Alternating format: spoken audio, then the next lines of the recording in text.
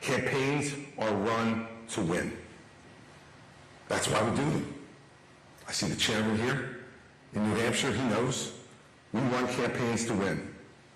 My goal has never been to be just a voice against the hate and the division and the selfishness of what our party has become under Donald Trump.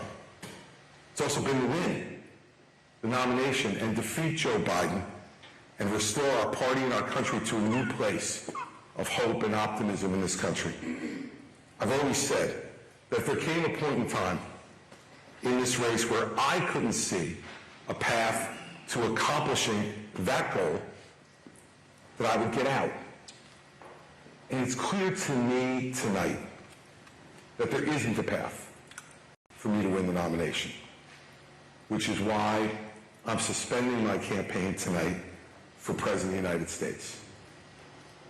I know, and I can see it from some of the faces here, that I'm disappointing some people by doing this. People who believe in our message and believe in what we've been doing. I also know, though, it's the right thing for me to do. Because I want to promise you this.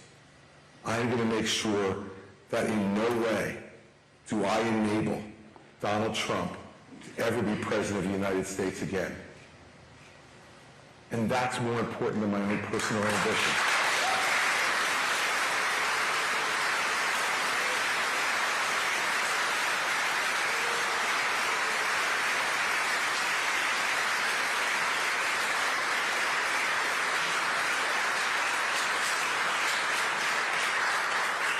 So we have to decide now. We have to decide in the next 10 months, who do we want to be as a country?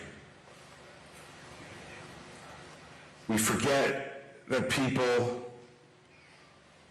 are walking thousands of miles still to get here. We talk about the problems in the border, and there are problems, and we have to fix them. And we have to secure our border, and we have to do it in a way that's smart and sensible and will work. Because it's not right to have a porous southern border in this country. But I want you to remember something.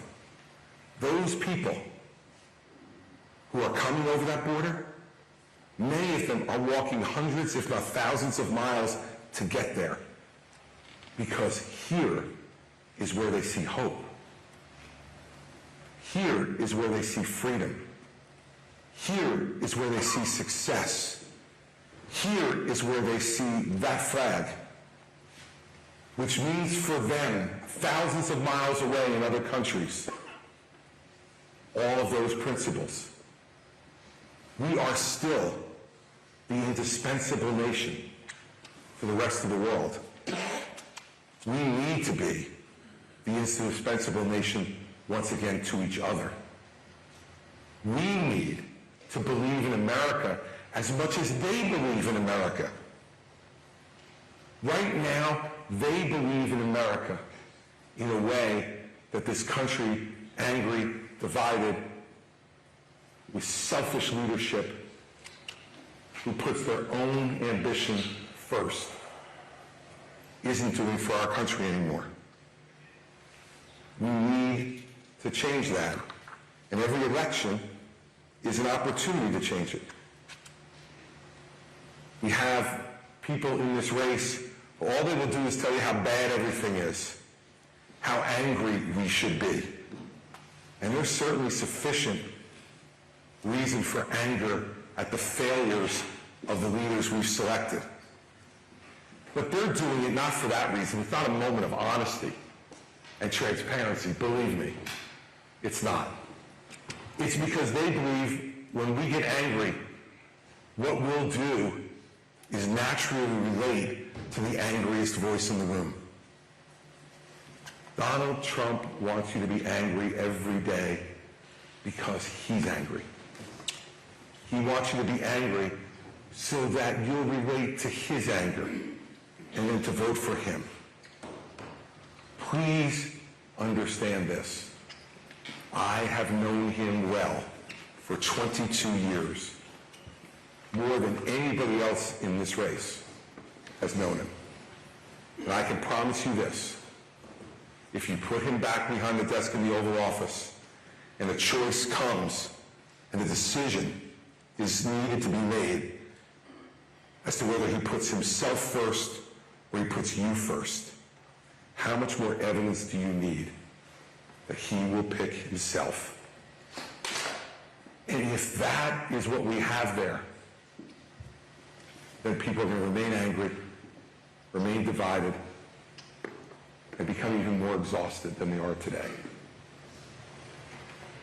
The country that I think we should choose is the country that recognizes that our differences have always been our strength, not a weakness, not something to divide us and anger us, but our differences have been our strength.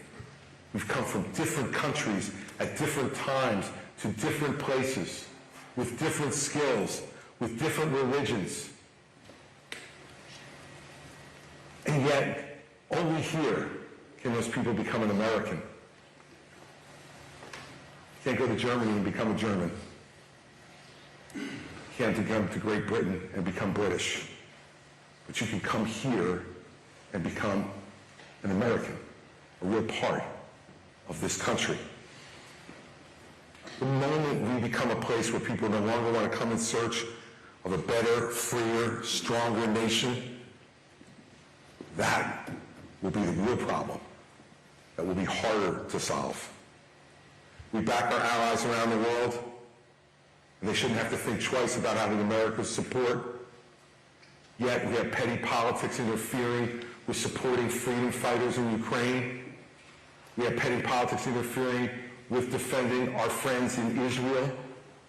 We have petty politics interfering with making sure Taiwan is armed to fight off the Chinese. They use the border as an excuse not to do those things. How about we have a country where we can do all those things?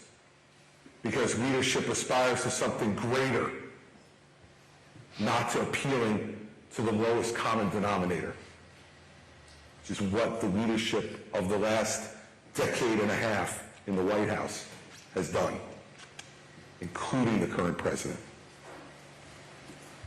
We need a country that once again feels like everyone has a stake in what we're doing, that we can bring people together.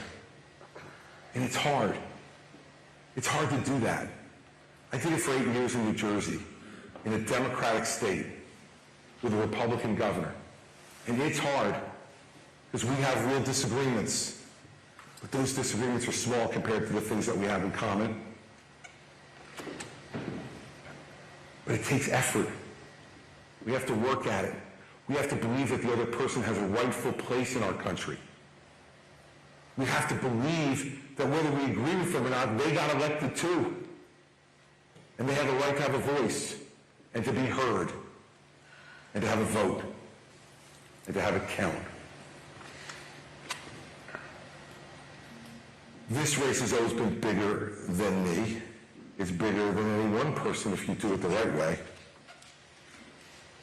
I tried to change conversation in this race. I tried to force a conversation in this race. A conversation about the real thing that's going on here. I stood on those debate stages, every one of them. The pundits in the media and the professional politicians who worked for other campaigns said I wasn't going to make any of them.